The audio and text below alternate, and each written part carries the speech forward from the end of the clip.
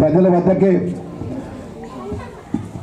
ప్రజాపాలన అభయాస్తం అన్న పథకాన్ని మరి ఈరోజు లాంఛనప్రాయంగా గొల్లపల్లి మండలం అదేవిధంగా రాపట్నం గ్రామంలో ముఖ్యమంత్రి గారు ప్రమాణ స్వీకారం చేసినప్పుడు మీరు అందరూ టీవీల దగ్గర చూసినారు, పేపర్లో కూడా చాలామంది పెద్ద చదివినారు. ముఖ్యమంత్రి గారు ఒక మాట చెప్పినారు, మాకు అసెంబ్లీలో శాసనసభ్యులుగా మేము ఉన్నప్పుడు మాకు కూడా చెప్పిన మాట, ఆరో ప్రమాణ స్వీకారం చెప్పిన మాట కూడా గుర్తు చేసుకున్న ప్రజలందరికీ కూడా, మనము తెలంగాణ ప్రజానికానికి నేను ముఖ్యమంత్రిని అన్న ఒక మాట ఏదైతుందో ఆ ముఖ్యమంత్రికి అనుగుణంగా మనం తెలంగాణ ప్రజానికానికి సేవకుని అని చెప్పి అన్నాడు. అంటే రాష్ట్ర ముఖ్యమంత్రి ఈ రాష్ట్ర ప్రజలందరూ కూడా అన్ని వర్గాల ప్రజలకు సేవకునిగా ఈ రాష్ట్రాన్ని నడిపిస్తా అని చెప్పేసి పెద్దలు రేవంత్ రెడ్డి గారు చెప్పినటువంటి మాటను మరొకసారి గుర్తు చేసుకుంటూ, ఈరోజు రాజపట్నానికి సంబంధించిన చాలామంది మా చెల్లెళ్ళు, మా అక్కలు, మా తల్లులంతా కూడా దరఖాస్తులు పెట్టుకొని వచ్చిండ్రు. పెద్దలందరూ దరఖాస్తులు పెట్టుకొని వచ్చిండ్రు. 5 గ్యారంటీ పథకాలకు సంబంధించినటువంటి స్పెషల్ ఆఫీసర్ గారు చెప్పారు, మా ఎంపీడో ఇక్కడ ఉన్నటువంటి అధికారులు కూడా చెప్పినారు. ఏదైతే మనకు సంబంధించినటువంటి గ్రామమైనటువంటి కనీస మౌలిక సదుపాయాలు రాష్ట్ర ప్రభుత్వం ఇచ్చిన మాట అమలు చేసే విధంగా ఈ రోజు నుంచి దరఖాస్తు 6వ తారీఖు సాయంత్రం 6 గంటల వరకు దరఖాస్తులు తీసుకుంటారు.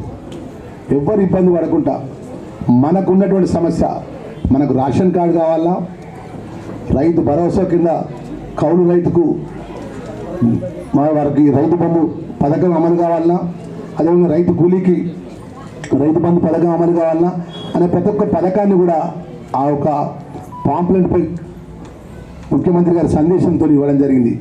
దానికి అనుగుణంగా ఇక్కడ ఉన్నటువంటి మా సోదరిమణులు ఉన్నారు, ఇక్కడ సోదరులు ప్రతి టేబుల్పై వారు తీసుకొచ్చిన అప్లికేషన్ను పూర్తిగా ఫిల్ చేయండి. ఏది కూడా అసంతృప్తిగా ఫిల్ చేయకుండా పూర్తి సమాచారం దానికి రాయండి. వారి పేరు, వారి యొక్క అడ్రస్, వారి కుటుంబ సభ్యులు, వారు ఏదైతే అడగదలుచుకున్నటువంటి పథకాన్ని గురించి మీరు రాయండి. దానికి సంబంధించినటువంటి ఏదైతే ఒక నెంబర్ కూడా ఇస్తున్నారు, ఆ యొక్క నెంబరు ఆ కంప్యూటర్ దాంట్లో అప్లోడ్ చేస్తారు. రేపు పొద్దున అప్లికేషన్ పెట్టిన వారికి అర్హత ఉండి కూడా 100 రోజుల్లో పడి పథకాన్ని గిట్ట 5 గ్యారంటీ పథకాలను అమలు చేసే విధంగా రాష్ట్ర ముఖ్యమంత్రి గారు నిర్ణయం తీసుకున్నారు. ఈ రాష్ట్రంలో పేదల అండగా ఉండే విధంగా, ప్రజా పరిపాలన అందించే విధంగా తెలంగాణ రాష్ట్ర ప్రభుత్వం అభయహస్తం పథకాన్ని 100% ఎన్ని కష్టాలున్నా, ఎన్ని ఇబ్బందులున్నా, ప్రభుత్వంపై ఎన్ని విధాలు కూడా ఒత్తిడున్నా కూడా ఈ పథకాన్ని అమలు చేసి తీరుతామని చెప్పి ఒక సంకల్పంతో ముఖ్యమంత్రి గారు ఈ యొక్క కార్యక్రమాన్ని చేపట్టిందన్న విషయాన్ని కూడా అధికారులకు, ప్రజలందరూ కూడా నేను మనవి చేస్తున్నాను. ఈ విధంగా ఈ యొక్క 6 గ్యారంటీ పథకాల లోపల రైతు భరోసా కింద ఉంది. ఎవరు ఇల్లు కట్టుకుందాం అనుకున్న అర్హత ఉన్న వాళ్ళందరికీ కూడా మరి 5 లక్షల రూపాయలు ఇందిరమ్మ ఇండ్ల పథకం కింద అమలు చేసే ఒక కార్యక్రమాన్ని రూపకల్పన చేసింది. ప్రభుత్వ పరంగా ప్రజలతో ఎన్నుకోబడ్డ వాళ్ళం మనం. పార్టీలు ఎన్నికల వరకు మనం పార్టీల పరంగా ఎవరు జెండా వాళ్ళని పట్టుకున్నప్పటికీ ప్రభుత్వ సంక్షేమ కార్యక్రమాల విషయంలో కూడా అందరం కలిసికట్టుగా పనిచేద్దాం.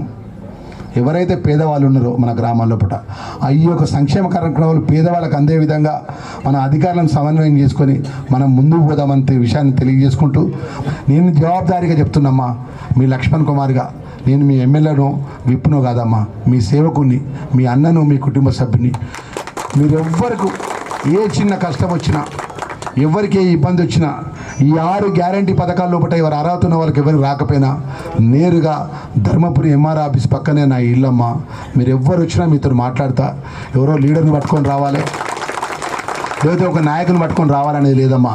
నాయకుని పట్టుకొని వచ్చినా మాట్లాడతా, నాయకుని పట్టుకు రాకపోయినా డైరెక్ట్గా వచ్చి నక్కలపేట గ్రామానికి వచ్చిండు లక్ష్మణ్ కుమార్ అన్న, నువ్వు మా ఎమ్మెల్యేవు, నాకు సిలిండర్ రాలే, నేను సిలిండర్ కోసం దరఖాస్తు పెట్టుకున్నా, నాకు ఎందుకు రాలేదంటే నేను ఇప్పించే జిమ్మదారి నాదమ్మా.